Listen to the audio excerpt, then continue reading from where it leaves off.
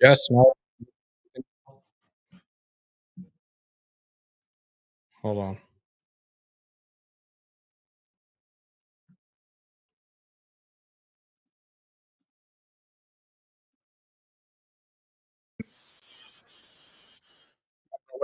Even other times, even with the reverse with Trey Tucker to get down there inside the red zone. So obviously, just something we need to look at. And I think when you look at teams that's having success right now, just being consistent and What the staying the course, fuck? regardless of the outcome. I think a lot of teams, when you look at them and how they're able to sustain success, is that Okay. being the same team throughout, regardless of the score. And obviously, it does change when you're down by 10 or more. What's the situation with Aidan? I don't have an update yet.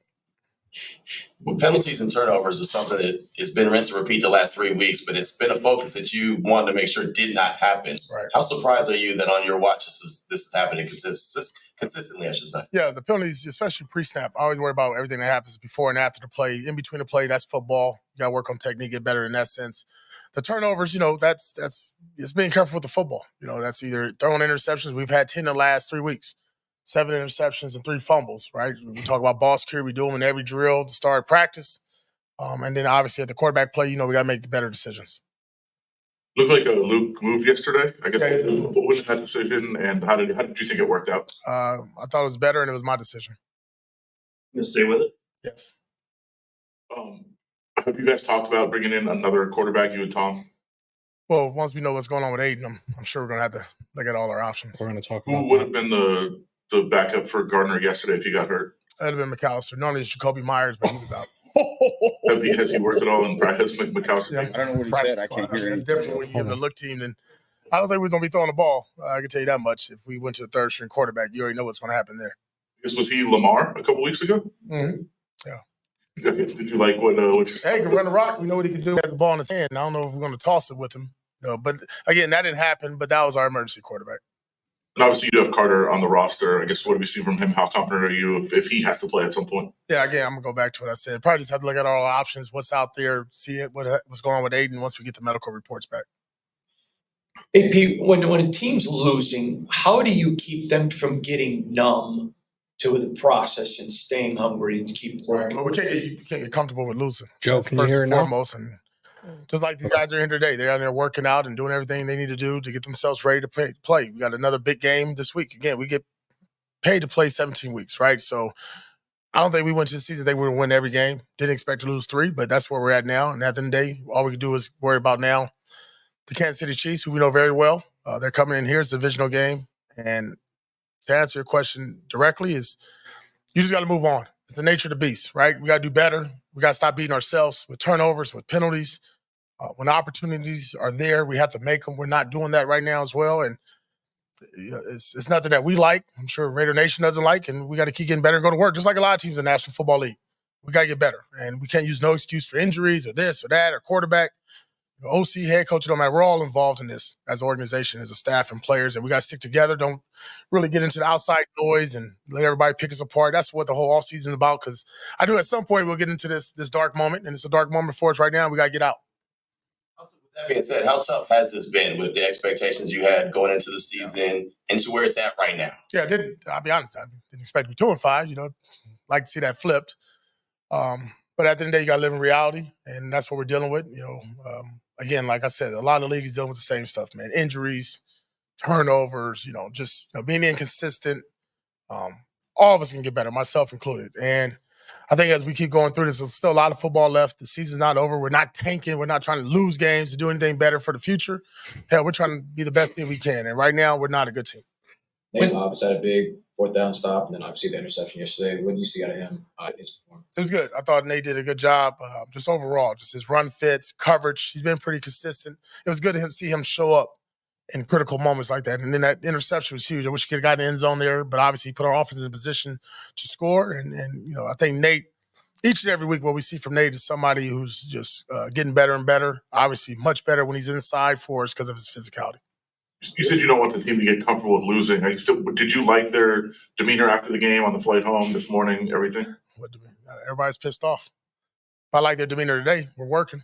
Everybody's in here to work. Nobody's missing work today. So that's really good just to see our guys be consistent and steady. Like I told them, at the end of the day, we all signed up for this game, man. It's tough. It's hard. It's not easy to win the National Football League.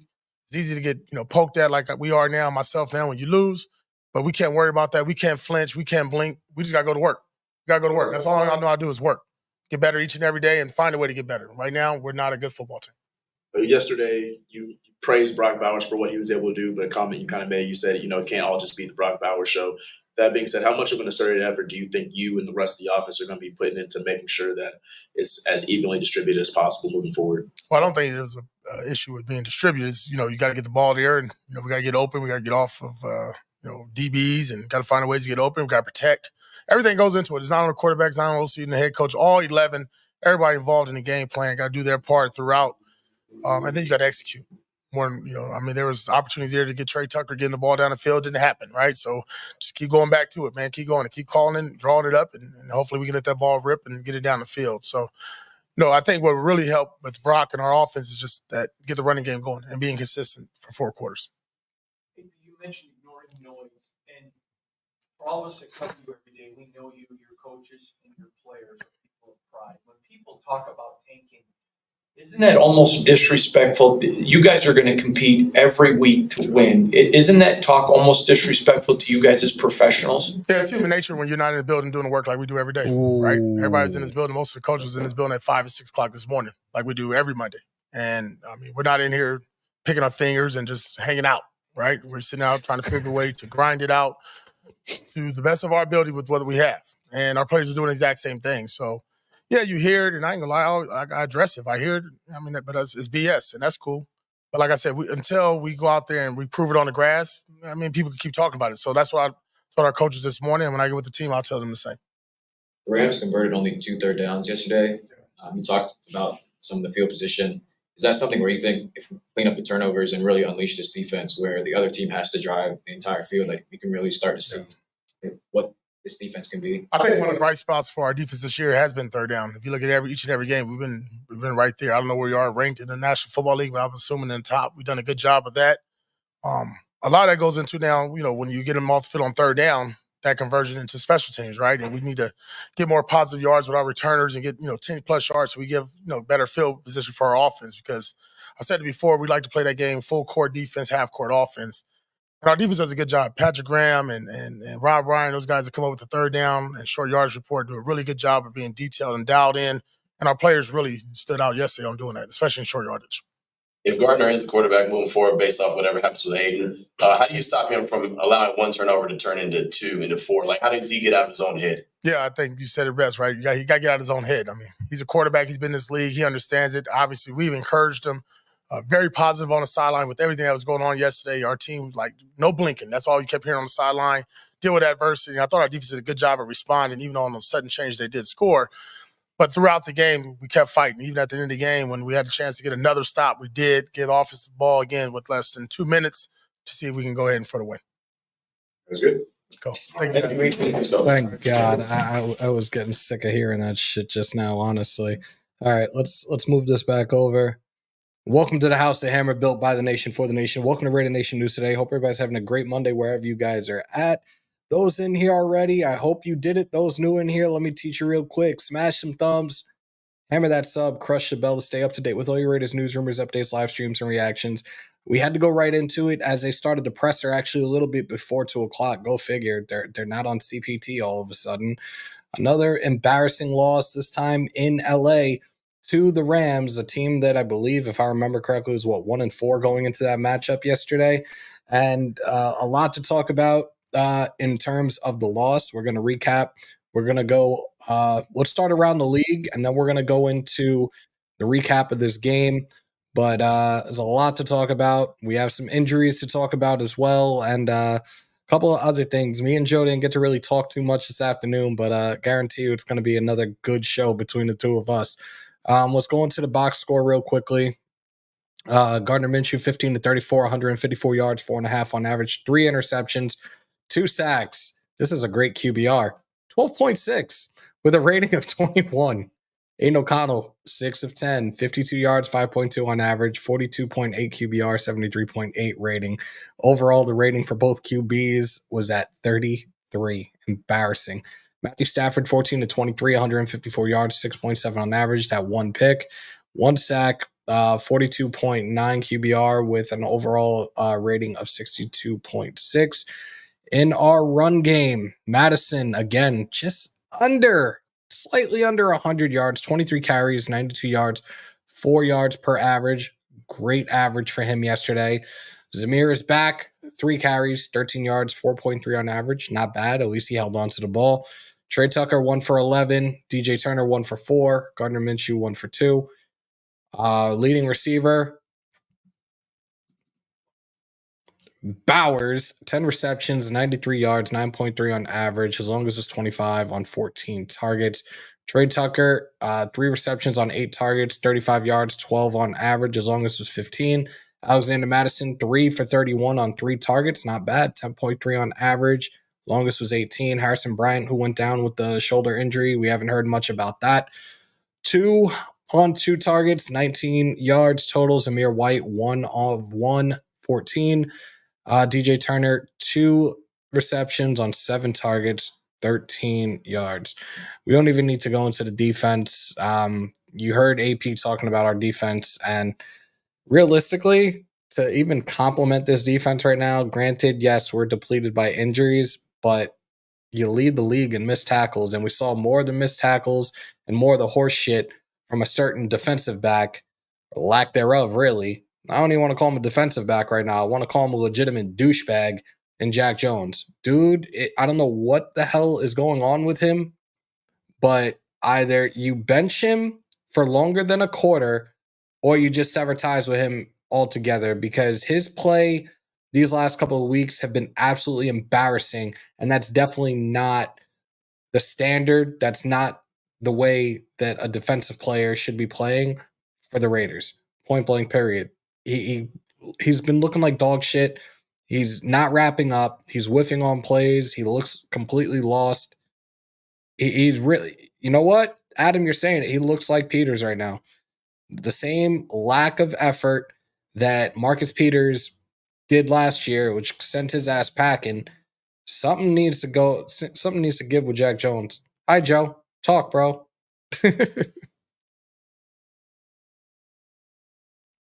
No, did he?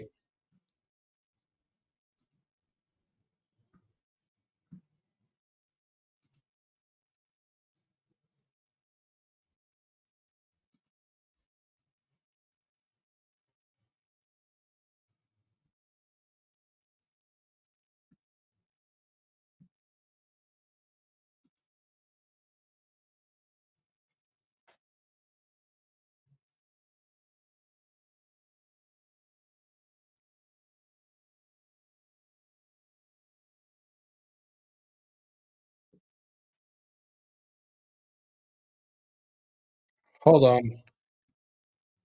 Hold on. Can you guys hear Joe? Thumbs up, thumbs down. He definitely sounded super low, too. Hold on.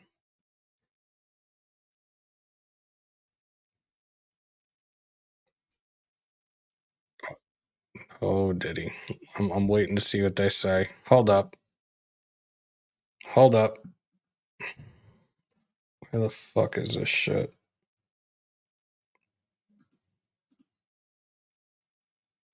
Okay, it's controlled by this. Fucking change this shit. Always something. Try something now. Yeah.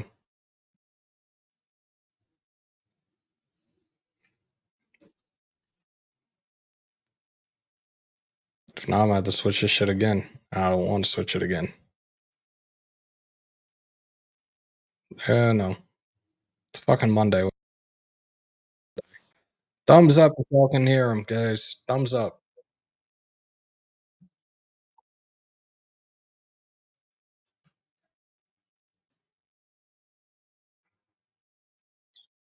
They said Diddy silence filter is on. Jesus Christ. I don't know why all of a sudden, of all, like, the fuck. Hold on.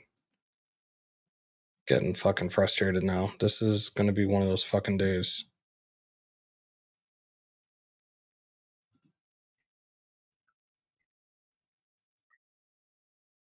I don't know, because he definitely sounded low for a second. Whoa. No Diddy. Let's try this. Well, now I'm already.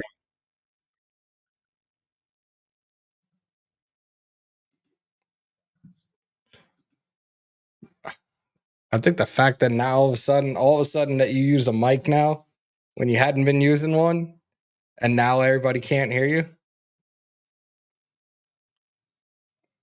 Yeah, they said reconnect. They said to reconnect.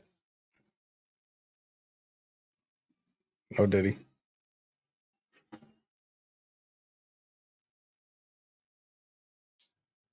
I don't know what the hell is going on with our guy today. Like everything else was good. You guys heard the audio of the presser. Let me take this off the screen for a minute.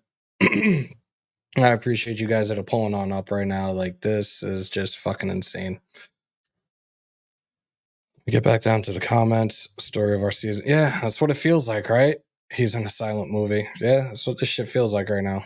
Let's see if we can get him back up here. I'm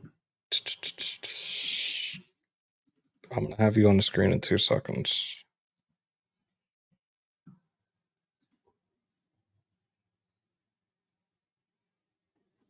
There you are. Thumbs up, guys.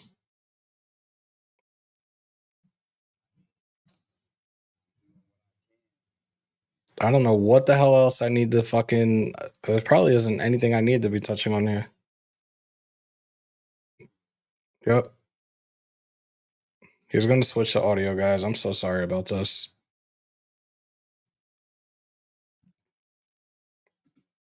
Salute to Aaron. Appreciate you. Yeah, now we can't hear him at all. Dude, what the fuck? Yes.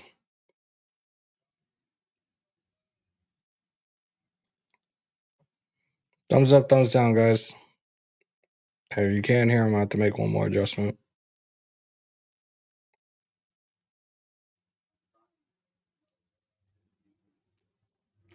Hold on. I'm telling you now, I'm probably going to end up killing this show today. No, don't do that. I got some shit to say. People saying they can't hear you. I'm like tempted to be like, fuck this, I'm done. Nah. What do you have as the audio? Oh wait. Now Good. I just went back to the computer. Good. Okay, I'm good now? Yeah. All right. So, good morning, good afternoon, Raider Nation. Hopefully you guys are feeling a little bit better. If you're Dodger fans, I know you're feeling good today. Viva los Dodgers. Y azul. Los Dodgers. You see this fool rocking it. He's rocking one. He knows the vibes. Yes. Nah, you know what? Look, in terms of I didn't hear the first thing in the pressure that AP said that made you go, ooh, you laugh. No, all right. So what he said was in terms of had Minshew gone down yesterday, who would have been the quarterback? He said it would have been Tyreek McAllister. Like, really? Tyreek McAllister. Okay, so they probably will have some quarterbacks in today working out since it's 4 to 6 weeks for O'Connell. Yep. I don't know why he just didn't say it because everybody knows what it is, the broken thumb. Right. What I will say is yesterday was the first game for me personally that I thought the quarterback play was beyond piss poor. There are the other games throughout the year. Quarterback play wasn't the problem with not being able to get the ball out because of the pass rush or not opening up running lanes, which means teams can drop back 8 or drop back 7, and they can just play pass and not worry about your running game. Yesterday was the first game that it was just the quarterback play was atrocious against the team that coming off of, they came off a bye week, but that team opposing tight ends were giving up the most yards and completions to opposing teams' tight ends in the NFL. They also are playing for their jobs as well. A lot of the players on that team, because the Rams very easily could be sellers in a week as the trade deadline approaches. So it was a team kind of playing with some urgency. I didn't see that with the Raiders. TQ was on the sideline yesterday shooting for franchise. The article is out with pictures. There will be a photo gallery.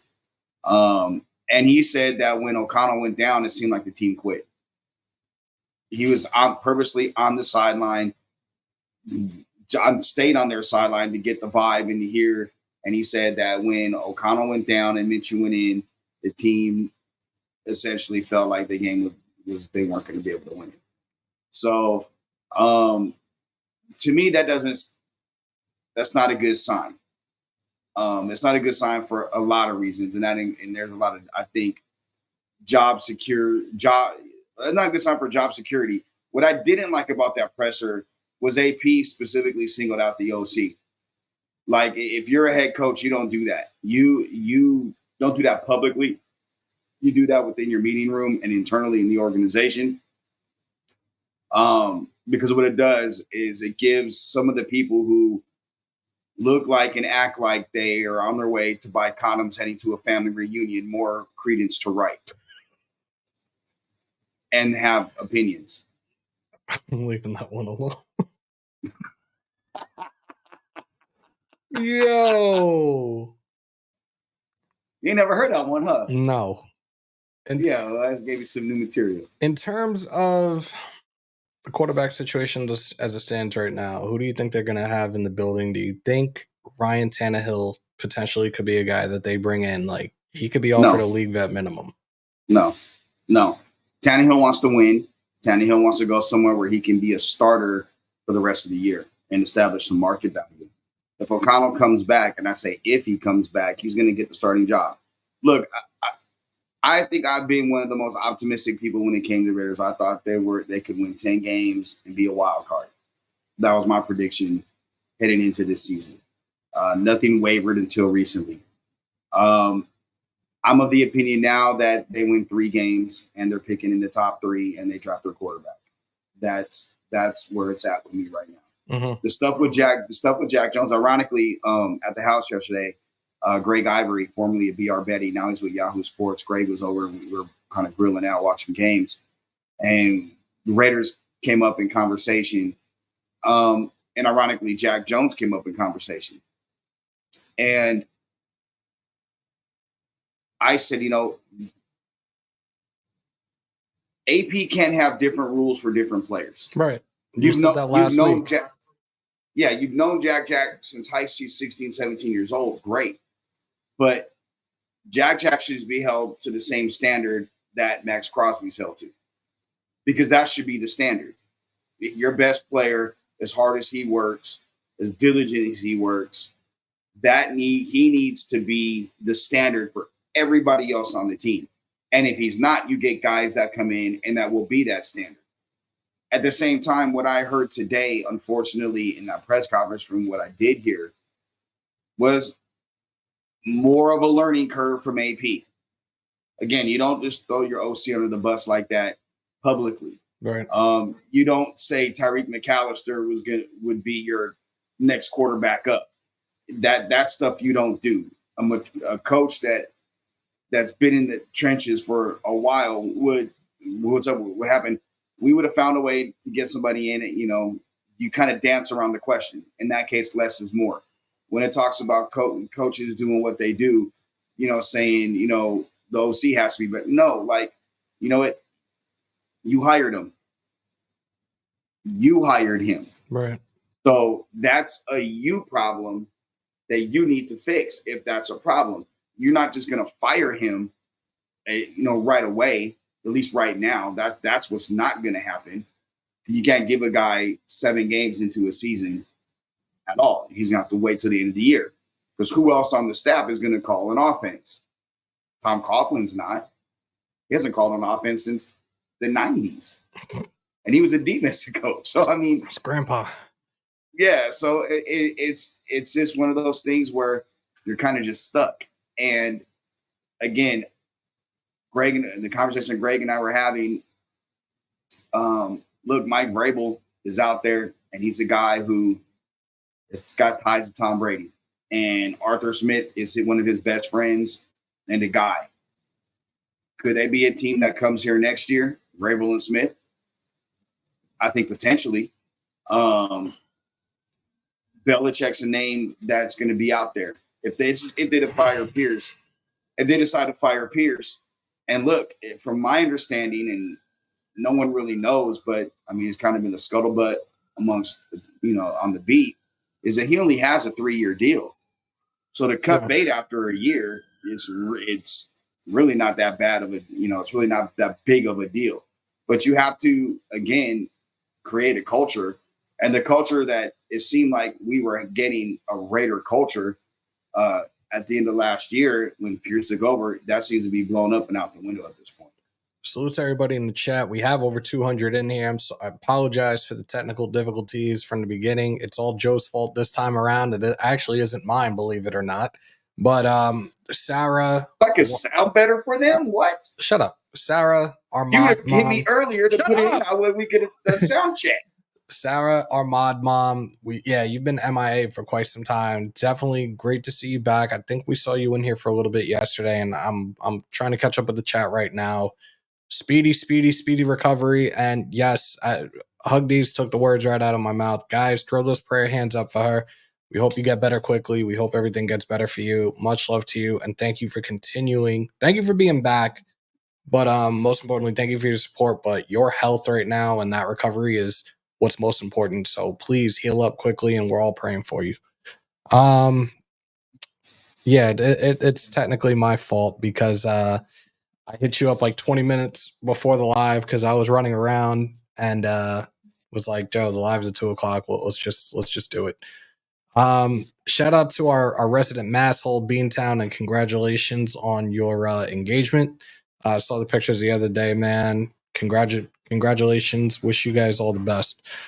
So who should I actually fight for? The Raiders? That sounds like they are going to be the Pats 2.0 or just the Patriots. Just like, come on with, I feel the same way in terms of you bringing up Belichick. Like, that's the last thing I want to see in Henderson, let alone in Allegiant again. I really don't want to have to relive the Patriot way 2.0. Like, I'm not with that shit right now. So what do you think? And you're going to hear the beeps on my phone because I have people hitting me about everything right now. Yep. Well, if you have anything that you could talk about, make sure to talk about it. No, I will if I can. No, but here's the thing. When you bring Tom Brady in and he becomes part of the inner circle, he's going to have a big say. Now, you can't have it two ways. You can't have it, I don't want to be the Patriots, we're the Raiders. Well, what the fuck have the Raiders done since 2002? So obviously that way isn't working. So let's get out of our feelings in this old Raider way. And you're looking at this 8-time Super Bowl champion organization, and the person that put it together may want to come be the head coach here in Vegas. He may not. He may want to take the Giants job when it opens up, or the Jets job, or he may want to wait for another job to open up, Jacksonville maybe. He may want to do that. Well, you know what? Does he want to work for Brady instead of be his boss? See, but Vrabel is going to be a head coach next year somewhere anyway. Who says Ben Johnson wants to come to the Raiders? That's true. Who says Ben Johnson isn't going to see? Let's just say another team that's a perennial playoff team, maybe the Steelers, decide to move on from Mike Tomlin. Who's to say Ben Johnson doesn't want to take the Steelers job? Tomlin just got an extension in Pittsburgh over the summer. It doesn't matter. That doesn't matter. I don't see him going anywhere. I don't see Tomlin going anywhere. I just use him as an example. Okay. But my point is, there could be something, a job that's out there that we don't know about yet. That's a team that wins a lot more or has a more stable organization. And he may want to go there. There's a reason why he didn't take any jobs in the last cycle. It wasn't because he just wanted to stay in Detroit and be an offensive coordinator. It's because the situations were bad. And the guys that are smart, they wait for the right situation to open up to go become a head coach. It takes a special kind of person to take over a dysfunctional organization and try to put it all together. Makes sense. Definitely. But all that, like, who gives a fuck if it's a Patriot way or if it's a Packer way or if it's a if it's a Bills way or a Niners way. Who gives a shit if you're winning? I You're just winning, I right? just want this. I'm just sick of this fucking losing. I just want us to fucking win. I want us to be a team that's talked about for the right reasons. I want to hear about us making playoff runs, playoff pushes year in and year out. I'm tired of this fucking mediocrity to excellence. That's exactly what it is right now. Like It's I'm not even just mediocrity. the commitment to Let's be mediocrity. real. I'm sorry, guys. And actually, it's not even mediocrity. It's below average. It's piss poor fucking play. It's guys giving up on plays. It's guys giving up on this team 7 weeks into the season. Again, we've battled injuries week in and week out. Now we have our quarterback. Aidan O'Connell is out 4 to 6 weeks with a broken thumb. Christian Wilkins out for the season. Malcolm Kuntz out for the season. Our offensive line has been battling injuries. Our linebackers have been battling injuries. We lost Marcus Epps for the season. Like, it all adds up, but it's still no excuse for these guys that made the 53-man roster to go out there, perform at their best, and fucking win. At the same time, in terms of our coaching staff and decision makings that they're making, the play calling that they're making on the field, you need to fucking make plays. You guys need to make decisions that work to the strengths of the players that you have on this 53-man roster. Yay. It's a great thing. Gets these up in the box. Still same fucking results. Minshew You know with what? fucking 4 turnovers yesterday. You know what? I just thought of this when you said something you said right there about guys who didn't make plays. You talk about the injuries. And I hate this team I'm about to say. 49ers have been decimated by injury. They lost to IU for the year. Yep. Christian McCaffrey still isn't playing, and he's got double Achilles tendonitis. They've lost other offensive players, linemen, defensive players. They're still out there competing. It's a culture. Like, what now? I'm going to say something positive. What these injuries have done for the Raiders is give the young guys an opportunity to play, which when the other guys come back, when that time is, when Epps comes back next year, if he's back, All right. Huamalu has ample experience playing, which creates depth. Right? So there's depth that's being created with young guys. But at some point, you have to look internally if you're a player. You have to. If you're a coach, you have to look internally. I know a few coaches on that staff, and I know they do. But players, you didn't make it. You made it to the league, but what's your goal? I think there's guys like Jackson Powers Johnson who play with an attitude and his chip on his shoulder. I think Brock Bowers plays at a different level. He's never lost like this, at least in 3 years since we've been removed from high school. I think some of those guys, you're going to have to lean on them a little bit more on the offensive side. Look, if we're being real, and we said it all year, O'Connell isn't the answer at quarterback. Nope. He's not. Minshew is supposed to be a bridge guy. That was his job. That was the worst decision. Realistically, it's the worst decision they could have made as a bridge gap. If they were going to go the route, which they have as a bridge gap quarterback, as it stands right now, Minshew was like the worst fucking decision they could have made. And it looks like it realistically, the last 2 years, they've made terrible decisions when it comes to bringing in these free agent quarterbacks as these bridge gap guys. They're fucking shit in the bed, left and right. Yeah. I mean, but okay, so last year you look at the quarterbacks that were available: Russell Wilson, Sam Darnold, Justin Fields, technically. Yeah, but Fields got benched. So I mean, bridge gap, that wouldn't have mattered because he got benched still, and he was in the last year of the 4th year of his rookie deal. Yeah, your rookie year deal. So I mean, you'd have to make a decision rather quickly whether or not you wanted to pick that up or not. Well, they declined it. Like Pittsburgh declined his 5th year option like almost immediately. Yeah, and it's because Russell Wilson is making $1 million, or whatever, yeah. 1.23 or 3.8 or whatever it is. Yeah. But you have to look at what's available. And the last couple of years, teams aren't letting good quarterbacks walk anymore. Kirk Cousins, are you going to give a 30-something a middle 30s quarterback $100 million guaranteed? No. I would have brought in I would have brought in Flacco. Not like all jokes aside, I would have brought Flacco in. Okay, so here's the other side of that.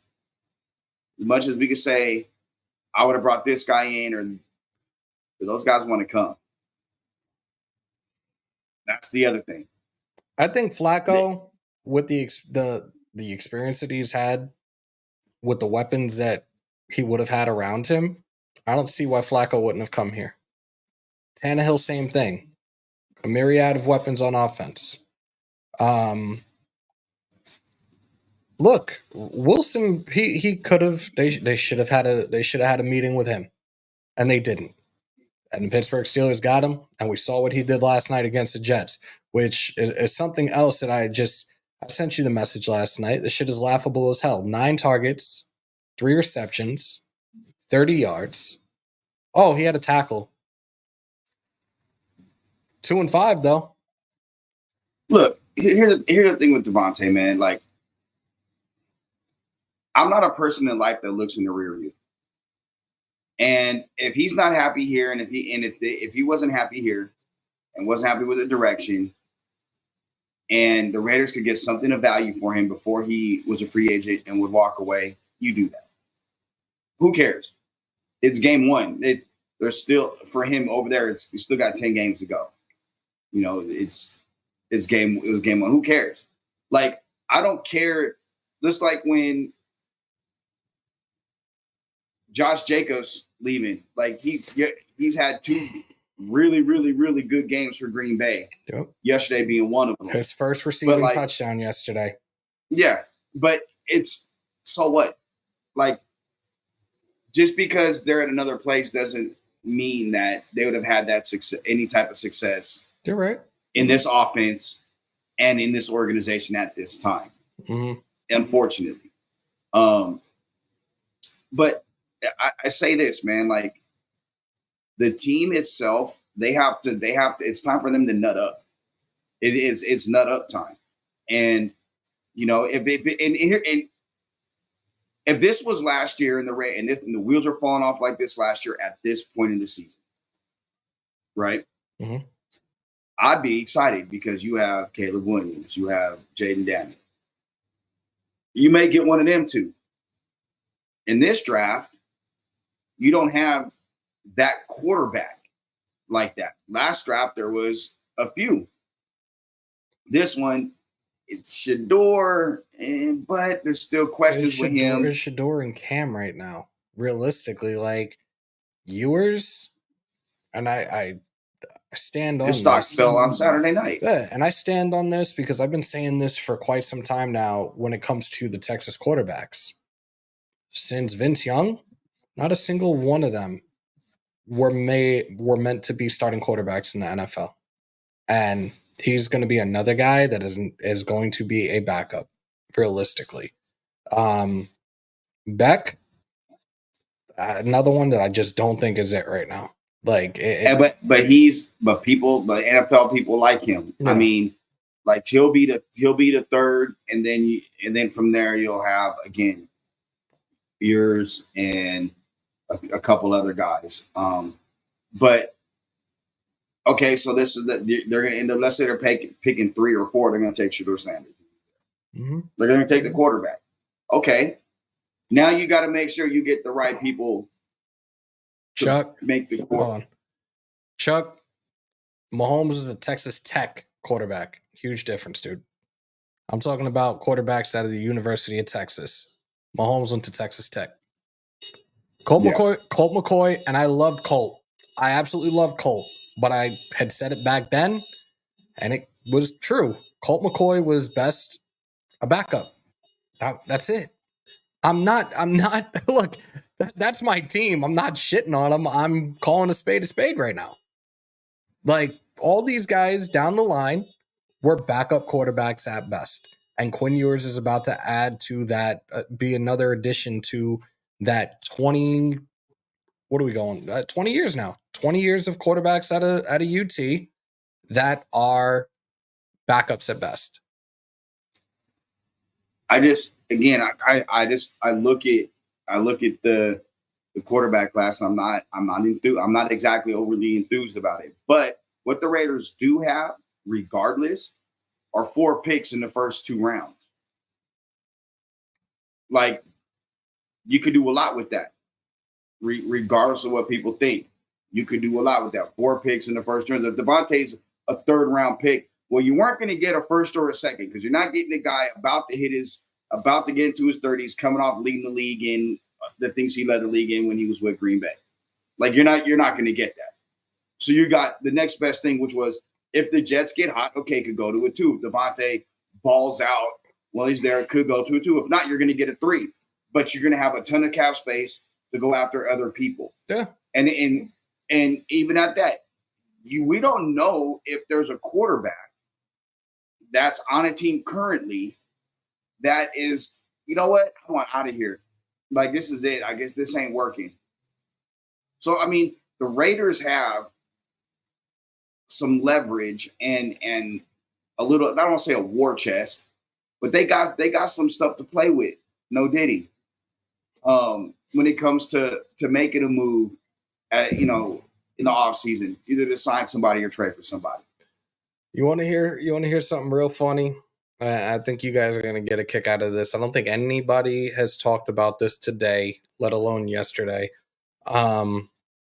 This is something I heard this morning that just like these motherfuckers just can't seem to leave us the fuck alone, can't seem to keep the Raiders' names out of their mouth.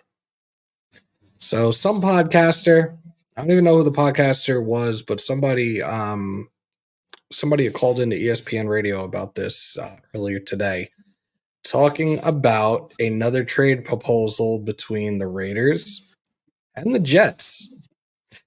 This one sends, you're going to get a kick out of this one.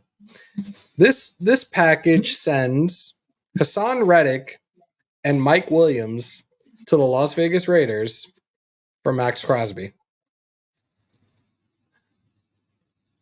How fucking stupid can you people be to create these weird ass fucking proposals? Like, y'all need to stick to playing Madden and that's it. Like, last week, Aidan Hutchinson went down with the broken tibia and fibula, done for the year. And right away, Max is going to Detroit. And now you got this shit today that I heard early this morning, and I'm just like, yo, y'all can't be fucking serious right now. Dog, look. The team that's going to be the hottest team when it comes to trading at the trade deadline in this next week is going to be Cleveland. Myles Garrett, Greg Newsome, Dorian Thompson-Robinson. If he's not starting, they may go with Jameis. There's pieces in Cleveland that's going to be moved. Max Crosby is not going to be moved. I'll explain to you the business of how a lot of the NFL people think. Okay, we got a premier player entering his prime. He's the one person on this entire team that could put asses in the seats. Period. We're not going to trade that because if we don't have him, no one's going to show up. Like, I'm glad I'm not going to be at the game Sunday because it's going to be a sea of red. Fuck you, Desert. You said too much LA shit in here. Unsuck of Yankees. Nice to see you back in first place in the Pick'em League too, bro, but fuck you. Hey, I got not to get off the subject, but that's the best of both worlds for me for baseball. My 2 favorite teams are playing each other, so I'm ecstatic about that. Yo, Hug D said put the condom hat back on. No, that hat has been officially banned from this fucking channel. Oh, really? So help me God, I will boot you quick, fast, and in a hurry, goddammit. And going off track again, and salute to the 290 that we have in here. We're on multiple platforms today. You guys see it in the top left corner. We are 21 away from 9,400. Smash some thumbs, hammer that sub, crush the bell, y'all. Holy shit. I did not. Yeah. Again, for those that are coming in, I appreciate y'all. Those that were here from the jump, apologies for the technical difficulties, but we're good. We're right. We got this going right now. And appreciate everybody that's in here for Reaction Monday. Thumbs up, thumbs down, y'all. Vault line, we'll talk it up for a little bit. We've already been on 45 minutes. But I want to say this too. If y'all haven't done it yet, I think it was last Tuesday. Elite had her first show. Her and Big Mike, Angry Mike, Big Mike. Did he change his name to Angry Mike now? I'm gonna have to call him later. It sounds like a hard cider. Angry Mike.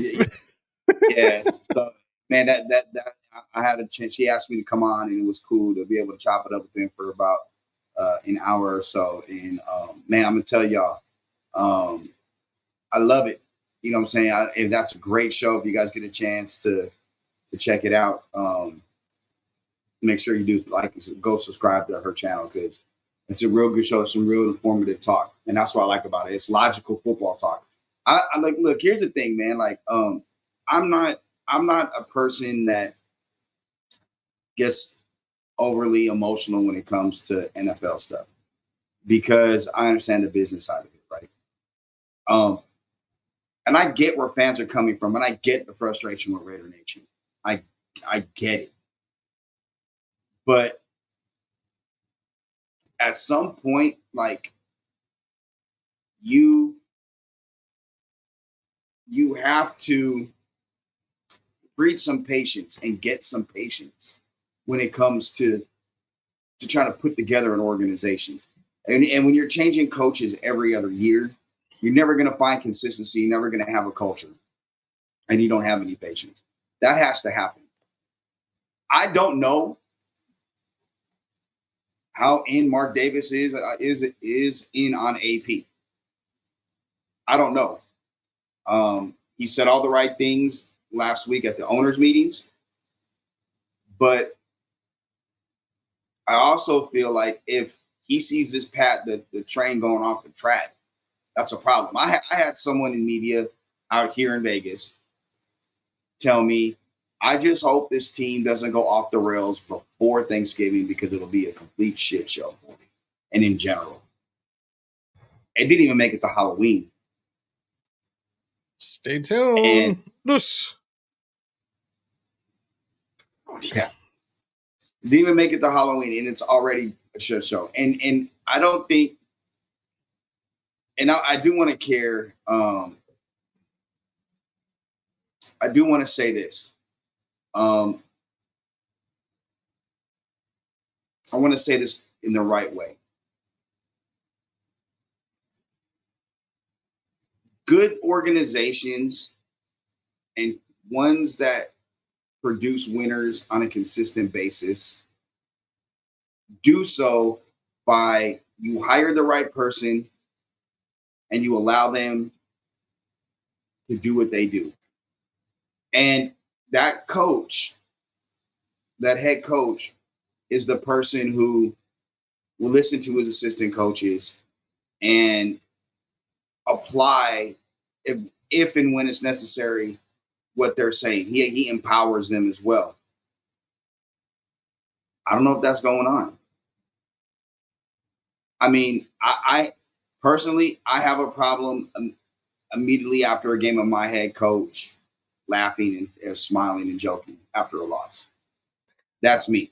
No, I feel the same way. A lot of time you see these smirks and shit during the pressers after the game. It's just like, the fuck are you smiling about right now? Like, dude, your team is 2-5. These guys wanted you in here. You've been deemed as the leader among men, and you're sitting there at 2-5. You have lost games that you absolutely should have won, but poor decision making during the offseason, piss poor play on the field, questionable play calling, questionable decision making as a head coach is why we're in the situation that we're at right now. And it fucking sucks. What I will say is, so far, the draft class looks like a good draft class. Mm-hmm. Telesco does draft well. Like, that's been his end. That Charger team is loaded in part because he drafted most of them. if not all of them, except for this year's guy. Yeah.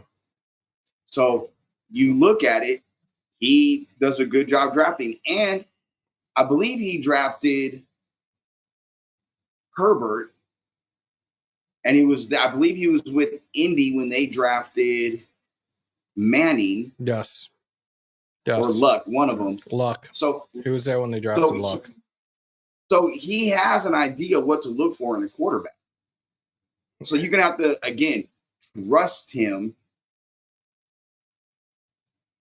to make the right decisions on if it's the quarterback that he takes. Or he may say, we're going to take the best offensive lineman in this draft. Kelvin Banks. I mean, whoever it may be. Hey, you know what? We need another D end, or we need a rusher. And number 11 for Georgia looks really fucking good, and he's a guy. Or hey, not a corner. I don't think you're gonna. I think you have to drop inside out if it's not a quarterback. So, or I mean, again, if you're sitting, let's say they win a few more games than what people expect you to, and you're picking, let's say 6. And the quarterback is gone, and let's say 2 quarterbacks are gone, Ashton Genty is probably going to be right there. You get a generational running back potentially. I still see him being like a late first rounder. I don't see him going. He's going top. He's going super high first. I'll be stunned. I'll be stunned if that shit happens. Running backs are in vogue now in the league, man. Yo, Augie, chill. Augie, chill. Go Dodger Blue. Guys, you see it on the screen. 347-471-0361. Call into the SeatGeek Vault line. Have your voice heard. Sound off on today's topic. Sound off on the presser. Sound off all our guys. Ladies and gentlemen, the resident meathead of Raider Nation. Ladies and gentlemen, L.A. Rob. Yeah. What's up, bro? Yeah. What's going on, fellas? Had to get this in real quick because I'm at work. I'm on my lunch break, but yeah. I'm gonna tell you now. It has to be a quarterback or bust. I'm sorry. As much as I like Gentry, I like these other players. We have to go with a quarterback. If we have to trade up, we have to trade up. It's just whatever it is. Right now, our biggest problem is that quarterback. We need the quarterback. Everything else can fall after that. To be honest, we're not that far off with other positions. Personally, my dream scenario would be for us to get Shador or Cam Ward, then move back, and then depending on where we get them, if we have to move up or not, at the end of the first round, try to move back up and get Gentry if he's still there. I feel like with our money, we can sign someone like T. Higgins at wide receiver, which we definitely need. And then I think that there's a couple other ideas as far as coaching wise. I think that if we go with, because I think they're going to clean house in New Orleans. What do you think about bringing Kubiak in as the offensive coordinator if he gets fired? I'm here for it. This is who we should have had as our OC going into this season. I'm 1,000% for that. As much as grass is like saying like, oh, Ben Johnson, a lot of people want Ben Johnson. There's no guarantee that he leaves Detroit. They might just back up the Brinks truck and say, stay here. We're winning. We're a good team. You have everything you need. There's no guarantee that he wants to move and be a head coach. I will say this, though. I do have a feeling that with this whole thing with Allen and how this team is having that slide in New Orleans right now, I have a feeling the only reason Kubiak was brought in was because he had to have been told, like, you're going to be the next head coach. Like, this shit is not – they probably had an idea of what the season was going to look like and told Kubiak, like, yeah, you're going to be the next head coach. Unless they decide to do something different, and then they just whoever the head coach is that they bring in brings on guys. No. What about grabbing an offensive coordinator from college, like one of the top 3 guys? Wouldn't as a head coach or as an OC? As an OC. I think it depends. Like, for example, you got like Will Steen from Oregon or Bob Petrino from Arkansas. Petrino's not going to leave Arkansas because he's probably going to be their next head coach when they fire Pittman. Lincoln Riley could be an option if USC moves on from him. Okay. I don't think Brennan Marion will be an option because I think Brennan's desires to be a head coach at the collegiate level. And I think he's a very likely candidate to end up at Southern Miss as their next head coach. But I don't think the Duke from Oregon, at least because again, they're accustomed to that collegiate level. They're going to want to stay there. Now, if you want it, I mean, it may be a year early, but a name to watch is Grubb, Seattle's OC, who was at Washington the last couple of years with the Boar, and he's one hell of an offensive coach. Grubby and that's somebody I know would be interested in this job. So, I mean, those are, I think that's an interesting way to go. I agree with your dream scenario. If you take a quarterback, and I'll say this, a name to watch for them in the draft is a local product from UNLV here in the second or third round. And that's Ricky White, the third, the receiver, who is a first-team All-American, came back to school this year. Not only is he on pace to break the school record for all-time receiving yardage, he also has blocked 3 punts this year and caused a fourth to punter to pull the ball and get hit behind the line of scrimmage. So he adds special teams value as well. So though I think that's another name to watch, down the road if you're talking about needing a young receiver. The other question I had was after because obviously the most important thing is we get our quarterback. What are your guys' thoughts about after we get our quarterback, if he's still there, you send out a big offer for Myles Garrett? Because it sounds like they're going to clean house. Well, what would it take to get him? And multiple number one picks in another player. Do you think so, honestly, especially with his contract? With his contract, though, it might be another one of those situations where they'll take. Absolutely, they're not in the business to get rid of an all-world player. I mean, he arguably is the best defensive end in football. I mean, there's no like. I think there's a way. There's an avenue there, but you're not going to have a number one pick this year. You're not going to be able to drop that quarterback that you want because that's going to go to Cleveland. Now, if you did that and maybe say, "Hey, they're going to want to make that move before the draft so they can reload their team quickly in the draft." Yeah, that's true. Now, if they were to do that and they were to throw in, let's say, Dorian Thompson-Robinson, young quarterback, I mean, that could be interesting. Rob, yeah, I feel that. Oh, go ahead. My bad. Go ahead, bro. Go ahead. Oh no, I just feel that it's going to end up being Shador. I can feel it now. Especially best case scenario is that Deion lets everybody know that, hey, don't draft Shador. He's not coming to you guys. That way we could save on draft capital for moving up.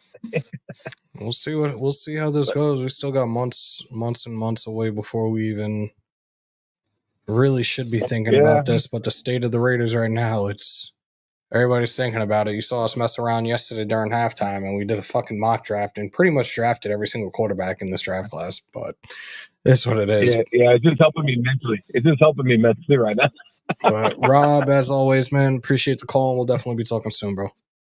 Go Dodgers, Rob. Go Dodgers. Later.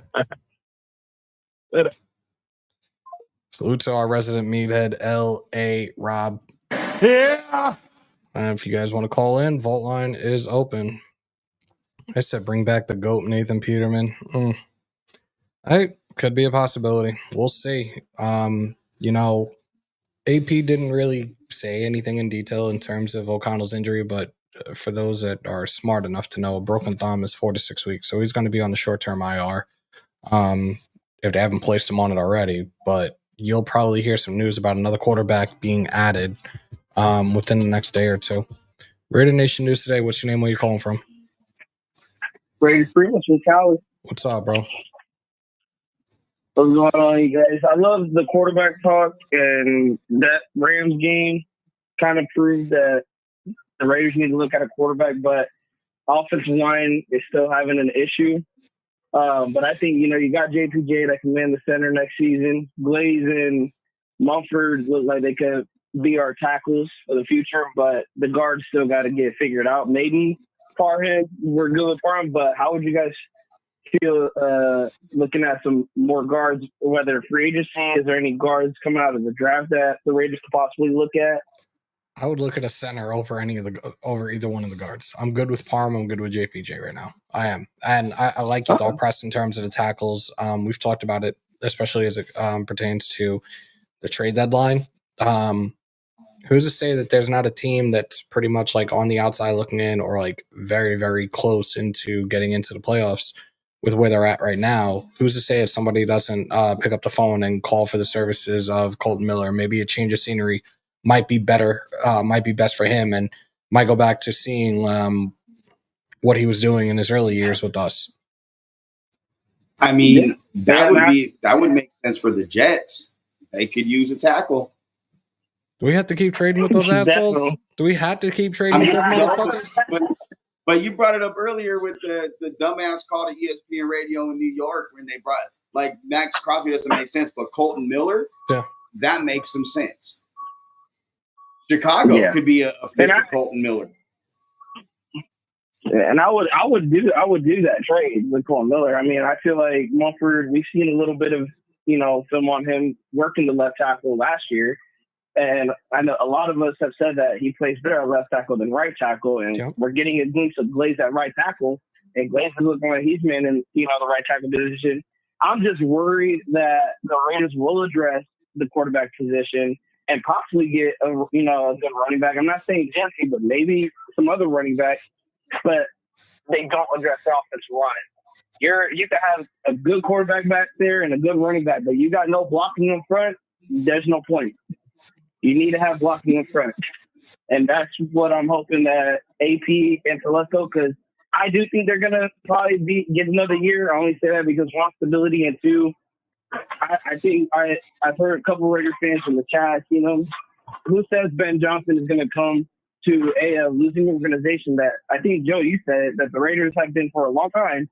They've been a losing organization. They've been dysfunctional. Who wants to come to an organization that's basically a shit show? Let's call it what it is. So you're going to likely get another season with AP and Telesco, and I'm just hoping that they build this thing right. They get the quarterback, they get the running back, but trenches. I know people want to get a glimpse in the past and go to the 2016, Derek Carr had MVP. I'm like, look at the core of that offense. It was the trenches. That offensive line, they put money into that offensive line. That is what AP and Telesco have to do in this upcoming offseason. You've got to build that offensive line up, get your quarterback in the future, get a running back, but it starts in the trenches. Absolutely. Primos, appreciate the call as always, bro. No worries. You guys take care. Have a good rest of your day. You too, bro. You too. I like Primo's thought about the O-line. Look, I'm going to be honest. I haven't done any type of draft work, and I'm not going to until mid-December, late December, the earliest, maybe early January. Like, I'm just being honest. Yeah. Like, I mean, I like to focus on the games when the games are being played. And I know it sucks with the team, for lack of better terms, being ready to not be a playoff team in the season end after week 17 or whatever, or 18, whatever it is. Desert cut your shit, bro. But yeah, what do you say? Chase for 28. Shut up. Fuck the Yankees. Coming from somebody that's from New York, fuck the Yankees. But yeah, man. So I don't know. I haven't done too much draft. But if another running back, if he comes out, Jaden Knott from Cal, hasn't played a lot this year. I think there's a little bit of nursing and protecting his legs for his future. Right. But he's a guy, 100% West Coast guy from Norco, moved to Vegas, went back to Norco, now at Cal. Now, he would make a lot of sense. Take this as it goes and see what the possibilities are. I am putting this on Do Not Disturb, guys. We're gonna wrap it up. We've been on for a little over an hour. I got a whole bunch of things I got to do around the house, but I appreciate everybody in here. We still got 261 in here. On your way out, if you haven't already, smash some thumbs, hammer that sub, crush the bell to stay up to date with all your Raiders news, rumors, updates, live streams, and reactions in the house of Hammer built by the nation for the nation. Raider Nation News Today. Joe, let them know where they can find you at, bro. At the franchise LV and at Joe Arrigo FSN. Joe ARRIGO FSN. Salute to Hug These on the $5 holla. We are nowhere near 1 to 2 moves from success. This team has fundamental issues everywhere except our kicking team. Again, fuck my life. Just suck, baby. Yeah, I fucking hate you. Oh my God. Continue to stay safe. Most importantly, be kind to one another. COVID or not, you should always remember to wash your hands and your asses. And as always, win, lose, or tie, Raider Nation till I die. Till next time, y'all. And of course, as always, on my New York, peace, love, and positivity. And of course, and when I leave, come together like butt cheeks. we out, y'all.